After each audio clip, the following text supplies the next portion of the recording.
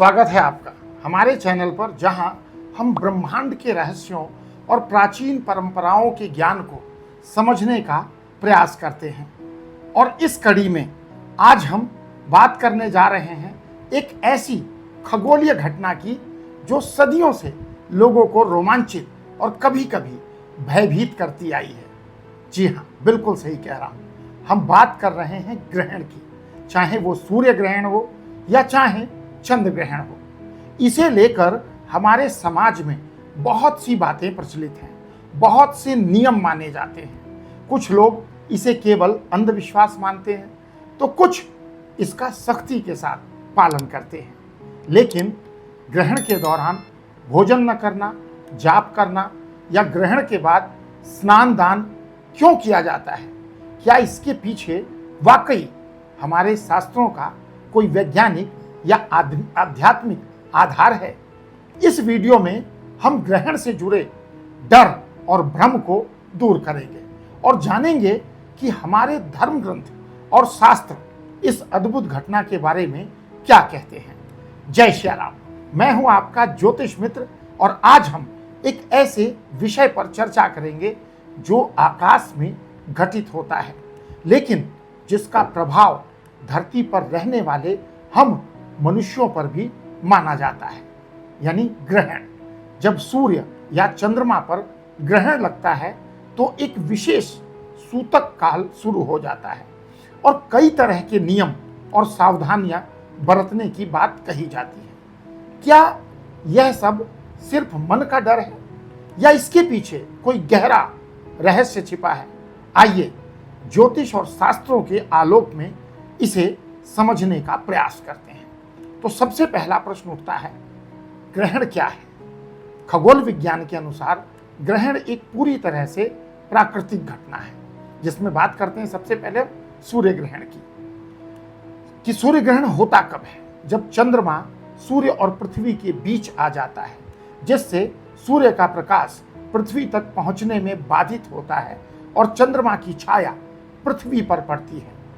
इस स्थिति को हम सूर्य ग्रहण कहते हैं।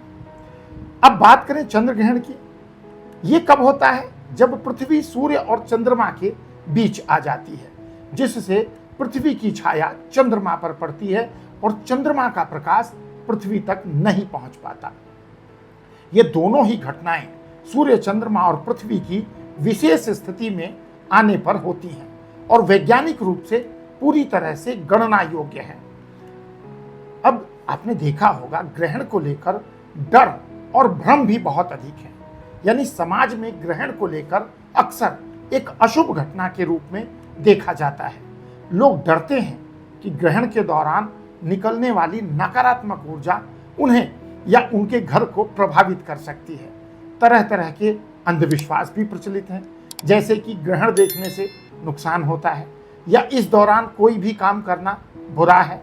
इस डर के कारण कई बार लोग अनावश्यक रूप से चिंतित हो जाते हैं। यह डर मुख्य रूप से ग्रहण के पीछे के ज्योतिषीय या यूं कहें पौराणिक महत्व की अधूरी जानकारी और वैज्ञानिक जानकारी के अभाव के कारण ये समाज में व्याप्त है। अब शास्त्रों का मत क्या है? ग्रहण का ज्योतिष और आध्यात्मिक महत्व हमारे धर्म ग्रंथों और ज्योतिष शास्त्रों में ग्रहण को केवल एक खगोलीय घटना नहीं माना गया है, बल्कि इसका गहरा ज्योतिषीय और आध्यात्मिक महत्व भी बताया गया है। अब सबसे पहले इसमें हम चर्चा करेंगे राहु और केतु का प्रभाव की। पौराणिक कथाओं के अनुसार ग्रहण का संबंध राहु और केतु नामक छाया ग्रहों से है, यानी शैडो प्लैनेट से है। अमृत मंथन के दौरान स्वरभानु नाम के जो असुर थे, इसने धोखे से अमृत पी लिया था। भगवान विष्णु ने उसका सिर धड़ से अलग कर दिया, लेकिन अमृत के प्रभाव से वो मरा नहीं। उसका सिर और धड़ राहु और केतु कहलाया। ये दोनों ग्रह सूर्य और चंद्रमा के शत्रु माने जाते हैं और ग्रहण काल में सूर्य और चंद्रमा को ग्रसने या पीड़ा देने का कार्य करते हैं। ज्योतिषीय रूप से राहु और केतु को रहस्यमय और मायावी ग्रह माना जाता है, जो भौतिक और आध्यात्मिक दोनों स्तरों पर भ्रम या अस्थिरता पैदा कर सकते हैं। अब इसमें कहीं ना कहीं एनर्जी की भी चर्चा है, यानी कि ऊर्जा का सूक्ष्म बदलाव। शास्त्रों के अनुसार ग्रहण के दौरान ब्रह्मांडीय ऊर्जा में एक विशेष और सूक्ष्म बदलाव आता है। सूर्य और चंद्रमा जो पृथ्वी पर जीवन और ऊर्जा के मुख्य स्रोत हैं, जब राहु और केतु की छाया में आते हैं तो उनकी सकारात्मक ऊर्जा बाधित होती है और एक भिन्न प्रकार की ऊर्जा, जिसे कुछ परंपराओं में नकारात्मक या दूषित मानी जाती है, ऐसी ऊर्जा प्रवाहित होती है।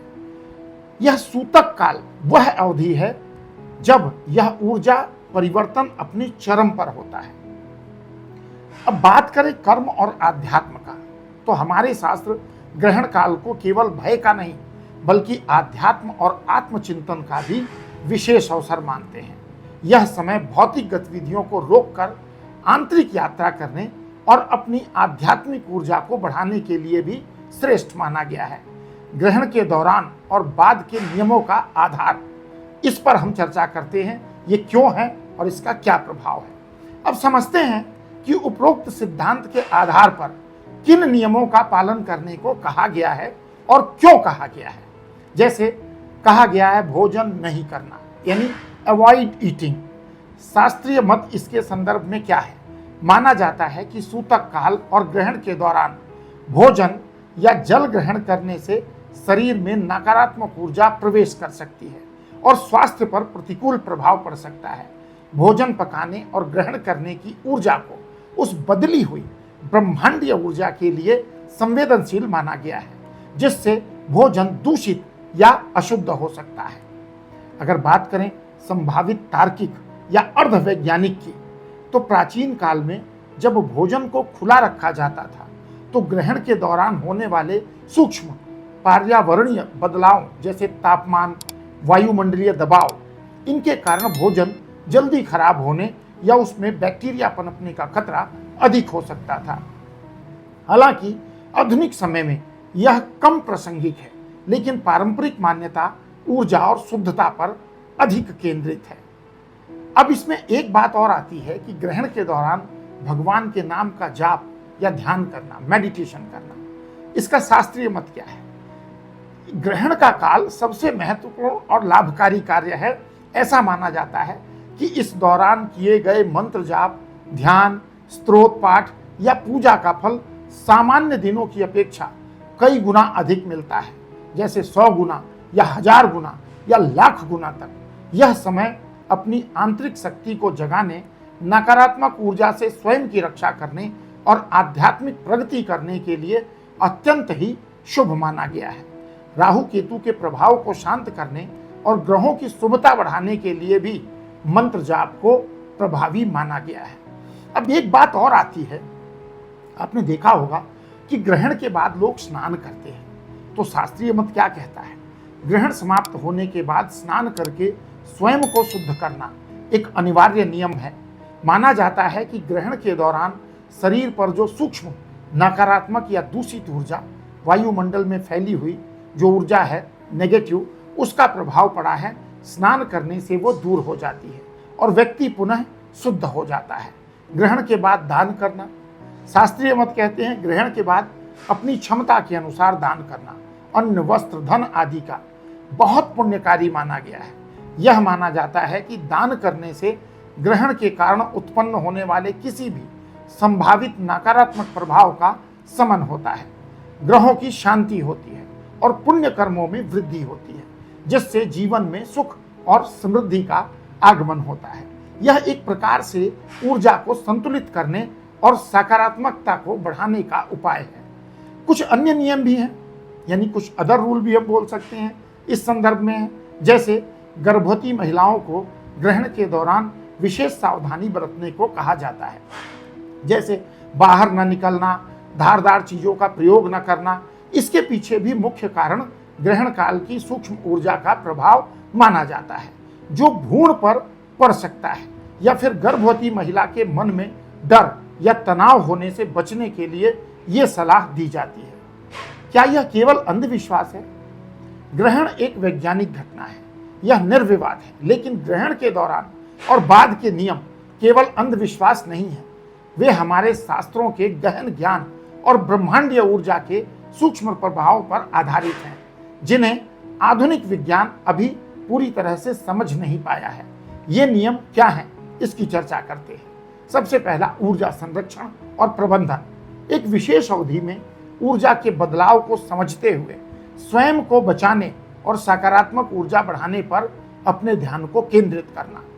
आध्यात्मिक अनुशासन की बात करें तो भौतिक गतिविधियों को रोककर आत्मचिंतन और ईश्वर से जुड़ने का अवसर ग्रहण प्रदान करते हैं। स्वच्छता और शुद्धि की बात अगर करें तो ग्रहण के बाद शरीर और मन की शुद्धि पर जोर दिया जाता है। ये कहा जाता है कि ये नियम पूरी तरह से अवैज्ञानिक हैं, लेकिन विज्ञान उस सीमित दायरे पर आधारित है जो केवल भौतिक जगत को मापता है।